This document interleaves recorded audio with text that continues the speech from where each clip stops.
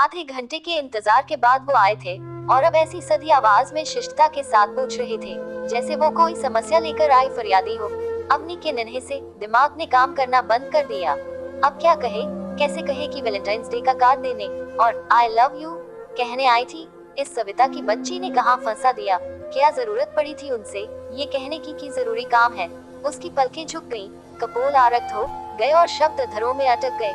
आपको जो कहना हो बेझिझक कहिए। अब हमें जीवन भर साथ रहना है।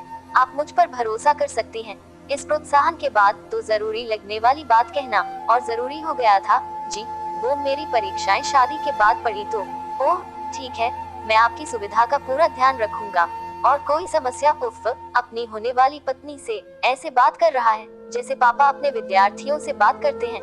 अवनी के लिए इस कुछ अधिक ही शिष्ट और औपचारिक वार्तालाप के बाद वहाँ रुकना असह्य हो गया। जी धन्यवाद, मैं चलती हूँ, नमस्ते कहते हुए वो मुड़ गई और लगभग दौड़ते हुए अपनी सखियों के बीच जाकर ही दम लिया। घर लौटने के लिए ऑटो में लदने के बाद ठिठोली करती सखियों को ये छो कथित रोमांटिक मुलाकात उनके आग्रह पर शब्दशः सुनाई तो सबने सिर पीट लिया।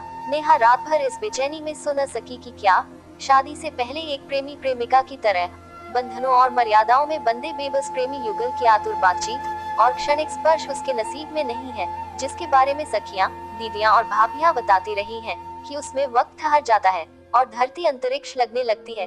संयुक्त परिवार की सबसे छोटी संतान अपनी बचपन से बड़ी बहनों और दादी बाबा की आज्ञाकारी गुड़िया ही रही थी। उसे दुलार भी सबसे ज्यादा मिला था और कुछ गलत होने पर बचपने के ताने भी।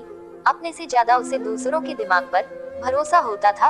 हर काम पूछकर करना और गलती होने से डरना उसकी आदत थी। पहली बार सखियों के कहने में आकर मन की आकुलता ने उसे समझा बुझाकर बिना किसी से पूछे अंबर से मिलने की पहल करने को मनाया था। पर कहीं उसने अंबर से शादी करने के लिए हाँ करके गलती तो नहीं कर दी। पर हाँ न करती तो करती भी क्या? पापा की क्या हालत हो गई थी।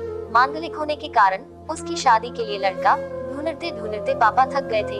एक बार जब शादी तय हुई तो लड़के वालों ने सगाई वाले दिन ही अपने यहाँ हुई एक मौत का दोष उसके नक्षत्रों को देकर शादी के लिए मना कर दिया था और पापा तनाव व निराशा में अपने दोस्त अंबर के आगे हाथ जोड़कर रो पड़े थे। अंबर अपने माता पिता के देहांत के बाद छोटी आयु से ही परिवार की जिम्मेदारियां संभालते रहे थे। फिर शोध आरंभ कर दिया था, इसीलिए अब तक शादी नहीं की थी। थे तो वे पापा से बहुत छोटे, पर पापा से उनका मानसिक स्तर इतना मिलता था कि मित्रता घनी थी। वे पहले तो स्वयं और अवनी की उम्र के 15 वर्ष के अंतर के कारण झिझके, पर अपने दोस्त की जिद के आगे झुक गए।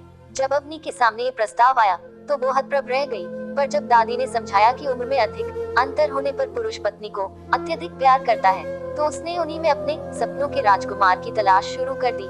आखिर हर लड़की के कुंवारे मन की तरह अवनी के मन में पति के रूप में दीवानगी की हद तक चाहने वाला प्रेमी पाने की लालसा हर लालसा से बड़ी थी।